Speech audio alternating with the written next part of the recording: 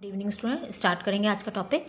और आज का टॉपिक हमारा यूरिन फॉर्मेशन का सेकेंड और थर्ड पार्ट दोनों को हम एक साथ लेके चलेंगे। ट्यूबुलर रीअब्जॉर्प्शन एंड सिक्रीशन की डिफरेंट पार्ट्स में नेफ्रॉन के कहाँ पर क्या चीज़ का रीअब्जॉर्प्शन और क्या चीज़ का सिक्रीशन होता है। तो फर्स्ट पार्ट हम स्टार्ट कर रहे हैं पीसीटी यानी प्रॉक्सिमल कन्वोल्यूटेड ट्यूब्यूल से, कि पीसीटी के अंदर क्या होता है। देखिए, हमने पहले डिस्कस किया है कि ये जो हमारी ब्लड कैपिलरी नेटवर्क है ग्लोमेरुलस का और बोमेंस कैप्सूल, ये दोनों क्या है, फ्रीली परमेएबल हैं।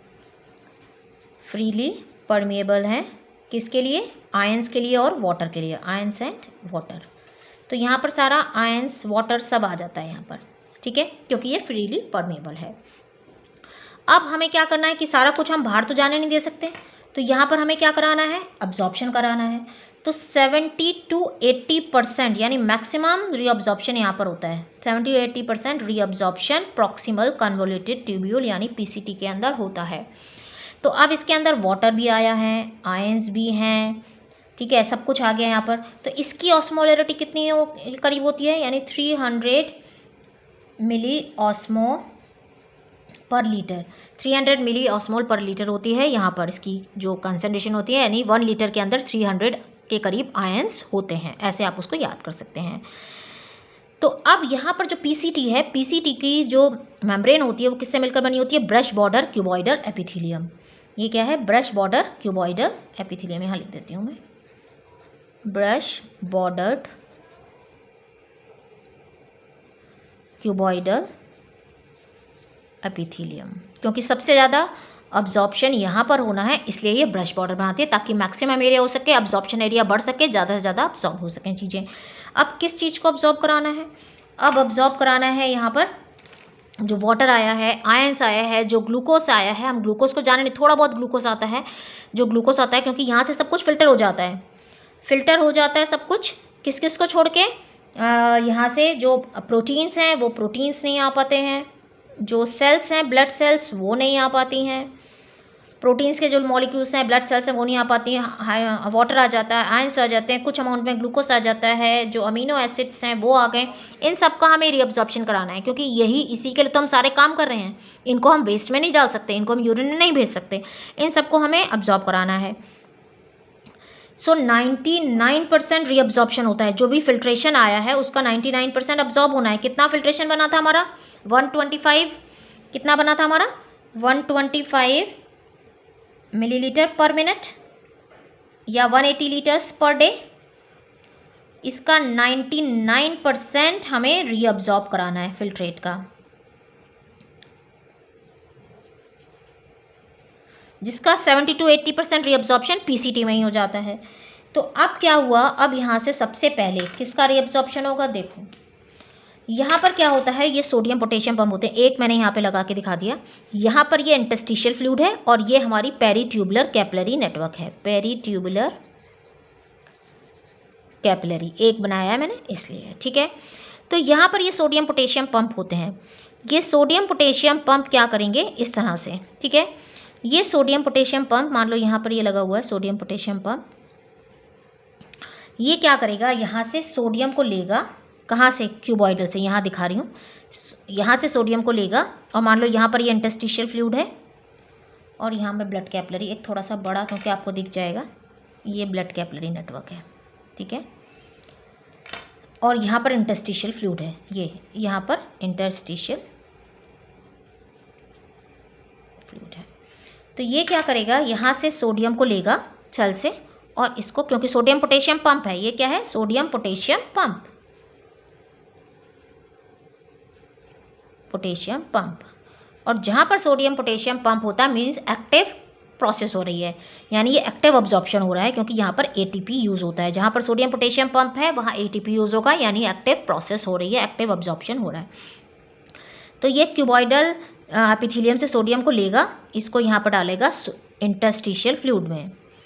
अब कितने जाते हैं? 3 सोडियम जाते हैं और 2 पोटेशियम अंदर आते हैं, ऐसा होता है। 3 सोडियम जाते हैं बाहर तो 2 पोटेशियम अंदर आते हैं, ठीक है। तो ये सोडियम को यहाँ भेजेगा, ऐसे भेजता जाएगा, सभी के अंदर होंगे ऐसे, तो सारे यहाँ भेजते जाएंगे, सोडियम को भेजते जाएंगे। तो जब यहाँ से सोडियम ख़त्म हो जाएगा, कहाँ से? क्यूबॉइडल सेल से, तो ये जो फिल्ट्रेट है यहाँ से ये सोडियम को अब्जॉर्ब करना स्टार्ट कर देगा। यहाँ से ये सोडियम को लेने लग जाएगा, यानी यहाँ से ये सोडियम को अंदर लेगा और फिर यहाँ से यहाँ बाहर डालेगा, यहाँ से सोडियम को अंदर लेगा और यहाँ से फिर बाहर डालेगा इस सोडियम पोटेशियम पंप से। कहाँ पर? इंटरस्टिशियल फ्लूइड में। जब इंटरस्टिशियल फ्लूइड में सोडियम का अमाउंट ज़्यादा हो जाएगा तो ये कहाँ चला जाएगा? ब्लड के अंदर। तो यहाँ से ये कहाँ चला जाएगा? ब्लड के अंदर चला जाएगा। अब ये ब्लड के अंदर, यानी हमने अब्जॉर्ब करा लिया सोडियम को, हमने अब्जॉर्ब करा लिया, रीअब्जॉर्ब करा लिया। अब सोडियम तो अंदर चला जाता है। अब ये तो हो गया हमारा सेकेंड प्रोसेस जो था रीअब्जॉर्प्शन, कि हमें जो चीज़ की ज़रूरत है उसको हम वापस से ब्लड में डाल देंगे, उसको तो हम बोलते हैं रीअब्जॉर्प्शन। अब कई चीज़ें ऐसी होती हैं जो ब्लड यहाँ पर फिल्टर नहीं करवा पाता, वो उसके साथ ही वापस चली जाती है पेरीट्यूबुलर कैपिलरी, उसमें इफरेंट आर्टिकल के थ्रू पेरीट्यूबुलर कैपिलरी नेटवर्क में। अब ये जो पेरीट्यूबुलर यहाँ पर जो आ गए, कोई चीज़ें ऐसी होती हैं जो इसको वेस्टफुल होती हैं, जो ये ब्लड के अंदर वापस ले जाना नहीं चाहता, उसको चाहता है कि मैं इस फिल्ट्रेट में डाल दूं जिससे वो यूरिन के थ्रू पास आउट हो जाए। तो ऐसी चीज़ें जो ब्लड में नहीं चाहिए, जो अनवांटेड है, जो हमारे को रिक्वायरमेंट नहीं है जिसकी, उसको वापस से इस फिल्ट्रेट में डाले को हम सिक्रीशन कहते हैं। यानी यहाँ से जो चीज़ इस फिल्ट्रेट में आएगी वो कहलाएगी सिक्रीशन, और यहाँ से जो चीज़ ब्लड में जा रही है वो कहलाएगी रीअब्जॉर्प्शन। तो अब यहाँ से क्या हुआ? जो पोटेशियम था पहले यहाँ आया और यहाँ से फिर यहाँ आया इस फिल्ट्रेट के अंदर। तो पहला जो सिक्रीशन हुआ वो किसका हुआ? देखो यहाँ पर हम बना लेते हैं रीअब्जॉर्प्शन किसका हुआ और सिक्रीशन किसका हुआ। सिक्रीशन का मतलब समझा। अब रीअब्जॉर्प्शन का मतलब हुआ कि जो फिल्ट्रेट है उस फिल्ट्रेट से कहाँ जाना? ब्लड में, ठीक है, उसको बोलेंगे रीअब्जॉर्प्शन। और सिक्रीशन का मतलब है उल्टा, ब्लड से फिल्ट्रेट में, ठीक है। फिल्ट्रेट से ब्लड में डालने को रीअब्जॉर्प्शन और ब्लड से फिल्ट्रेट में डालने को सिक्रीशन। तो अब पहला जो सिक्रीशन हुआ किसका हुआ? पोटेशियम का, और पहला रीअब्जॉर्प्शन किसका हुआ? सोडियम का, ठीक है। अब यहाँ पर एक चीज़ और ध्यान रखनी है, जब ये सोडियम यहाँ से जाता है तो इसमें एक प्रॉपर्टी है कि अपने साथ इस फिल्ट्रेट से ये ग्लूकोज को भी, जो ग्लूकोज आ गया है थोड़ा बहुत, उसको भी पकड़ के ले जाता है, यहाँ डालेगा और यहाँ से ग्लूकोज कहाँ चला गया? ब्लड में वापस। ग्लूकोज को यहाँ से लेके गया और इस ग्लूकोज को पहले यहाँ पे डाला इंटरस्टिशियल फ्लूइड में और यहाँ से फिर वापस चला गया ब्लड में, ठीक है। सो किसका अब्जॉर्प्शन हो गया? ग्लूकोज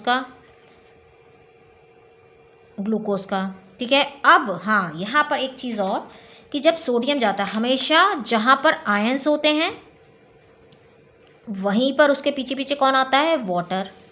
और जहाँ वाटर होता है उसके पीछे आते हैं आयंस, ठीक है। जहाँ आयंस वहाँ वाटर, जहाँ वाटर वहाँ आयंस। तो अब जब ये सोडियम यहाँ से जा रहा है तो इसके पीछे पीछे यहाँ पर जितना भी वाटर है वो वाटर भी यहाँ से पहले यहाँ जाएगा, यहाँ पर आ गया वाटर, जब वाटर का अमाउंट बढ़ गया तो यहाँ चला गया, ठीक है। तो सोडियम के पीछे पीछे वाटर भी चला जाता है, क्योंकि हम 180 लीटर जो फिल्ट्रेट बन रहा है उसको हम शूशू में तो नहीं डाल सकते ना, नहीं तो हमें सारा दिन वॉशरूम में बैठना पड़ेगा। तो यहाँ से हमें सारा रीअब्जॉर्ब कराना है। कितना यूरिन निकालना है? 1 से 1.5 लीटर। तो यहाँ सोडियम के पीछे पीछे वाटर भी पहले यहाँ जाएगा इंटरस्टिशियल फ्लूइड में, फिर यहाँ से इसका अमाउंट बढ़ जाएगा तो ब्लड में चला जाएगा, ठीक है। तो वाटर का रीअब्जॉर्प्शन हो गया। अब क्या हुआ? जब ये जा रहा था यहाँ पर सोडियम, तो ये एक काम और करता है, ऐसा मूवमेंट जहाँ पर सोडियम जा रहा है, रीअब्जॉर्ब हो रहा है और अपने साथ ग्लूकोज को ले जा रहा है, तो दो मूवमेंट एक साथ हो रहे हैं। ऐसे मूवमेंट को हम बोलते हैं सिम्पोर्ट, ठीक है। एक साथ एक ही डायरेक्शन में दो मूवमेंट हो रहे हैं, एक सोडियम जा रहा है, एक ग्लूकोज, और ये एक्टिव हो रहा है क्योंकि एटीपी यूज़ हो रहा है। अब एक काम और ये करता है, जब ये जाता है तो अपने साथ, जब ये यहाँ पर रीअब्जॉर्ब हो जाता है तो यहाँ से पकड़ के किसको ले आता है? कौन से पेन से बनाओ? हाइड्रोजन। यहाँ से पकड़ के ये किसको ले आता है?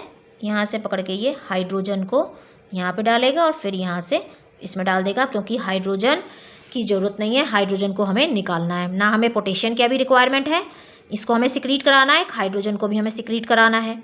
तो ये ग्लूकोज को तो डालता ही है, रीअब्जॉर्ब कराता है, पर हाइड्रोजन को, आयन को पकड़ के फिल्ट्रेट में डाल देता है, ताकि इससे आगे जाके क्या बनेगा? यूरिन। अभी तो ये फिल्ट्रेट कहलाएगा, बाद में यूरिन होगा। सो इसका सिक्रीशन हुआ हाइड्रोजन आयन का। इस हाइड्रोजन आयन की वजह से ही यूरिन क्या होता है? एसिडिक, ठीक है। और तीसरा सिक्रीशन किसका होता है यहाँ से? अमोनिया का। अमोनिया को यहाँ से अमोनिया को भी इस फिल्ट्रेट में डाला जाता है। तो तीसरा सिक्रीशन हो गया अमोनिया। और एक रीअब्जॉर्प्शन किसका होता है यहाँ पर? एक रीअब्जॉर्प्शन होता है यहाँ पर बाइकार्बोनेट आयंस का, क्योंकि ये जो बाइकार्बोनेट आयंस हैं ये ब्लड की पीएच को मेंटेन करने के लिए चाहिए। ब्लड की पीएच को मेंटेन कराने के लिए हमको ये चाहिए बाइकार्बोनेट आयन। तो सिक्रीशन हो गया पोटेशियम का, हाइड्रोजन का, अमोनिया का। और अब्जॉर्प्शन रीअब्जॉर्प्शन हो गया सोडियम का, ग्लूकोज का तो रीअब्जॉर्ब कर ही लिया हमने, वाटर का, बाइकार्बोनेट आयन का, इनका हमने रीअब्जॉर्ब करा लिया। और कुछ जो है यहाँ पर क्लोराइड आयन भी कुछ रीअब्जॉर्ब होते हैं और कुछ पोटेशियम आयन भी रीअब्जॉर्ब होते हैं। ठीक है। सो और सिक्रीशन किसका हो गया? हाइड्रोजन का हो गया और हमारा अमोनिया का हो गया और पोटेशियम का, ये हमारा रीअब्जॉर्प्शन हो गया। ठीक है। तो ये आपको समझ में आया कि क्या हुआ कि सोडियम पोटेशियम पंप लगे यहाँ से, तो सोडियम यहाँ से यहाँ गया पहले इंटरस्टिशियल फ्लूइड में, यहाँ से जब अमाउंट बढ़ गया तो ब्लड में चला गया और सोडियम के पीछे पीछे वाटर भी चला गया, तो वाटर भी रीअब्जॉर्ब हो गया, सोडियम भी रीअब्जॉर्ब हो गया। अब जब ये अंदर जाता है तो वहाँ से पोटेशियम को यहाँ पे डाल देता है तो पोटेशियम सिक्रीट हो गया, यानी ब्लड से फिल्ट्रेट में आने को सिक्रीशन बोलते हैं।